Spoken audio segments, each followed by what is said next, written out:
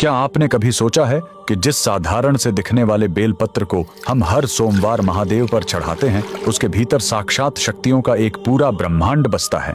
आखिर एक बेल के पत्तों में ऐसा क्या है कि उसे चढ़ाते ही महादेव का रौद्र रूप शांत हो जाता है? स्कंद पुराण में छिपा है वो रहस्य जो बताता है कि बेलपत्र कोई साधारण वनस्पति नहीं, बल्कि माता पार्वती के पसीने की बूंदों से जन्मा एक दिव्य कवच है। वीडियो के अंत तक बने रहना, क्योंकि आखिरी हिस्सा आपको बताएगा कि बेलपत्र के 3 पत्ते असल में किन 3 महाशक्तियों का प्रतीक हैं। इस अलौकिक गाथा का आरंभ होता है मंदराचल पर्वत से, जहां माता पार्वती कठिन तपस्या में लीन थीं। तप की अग्नि इतनी प्रचंड थी कि उनके मस्तक से पसीने की कुछ बूंदें धरती की कोख में जा गिरी। उन्हीं दिव्य बूंदों के अंश से एक अद्भुत वृक्ष उत्पन्न हुआ, जिसे स्वयं माता पार्वती ने बिल्व वृक्ष का नाम दिया। लेकिन रुकिए, इस वृक्ष की असल शक्ति इसके बाहरी रूप में नहीं, बल्कि इसके कण कण में बसे देवत्व में है। स्कंद पुराण के अनुसार बेल वृक्ष की जड़ों में स्वयं माता गिरिजा और राधा रानी का वास है। इसके तने में देवी महेश्वरी निवास करती हैं, तो इसकी शाखाओं में दक्षायणी की शक्ति बहती है। यहाँ तक कि इसके पत्तों में माता पार्वती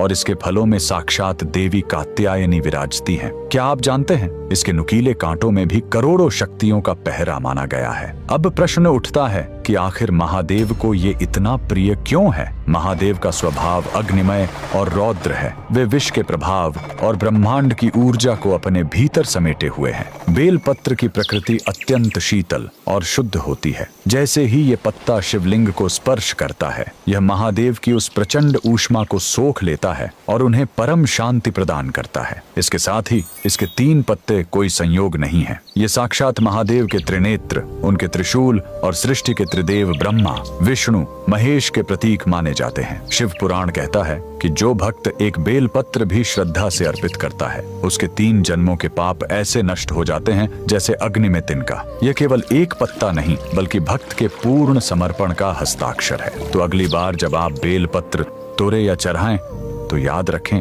आप प्रकृति का एक अंश नहीं, बल्कि साक्षात शक्ति का स्वरूप महादेव को सौंप रहे हैं। अगर आप भी महादेव की इस दिव्य शीतलता के भक्त हैं,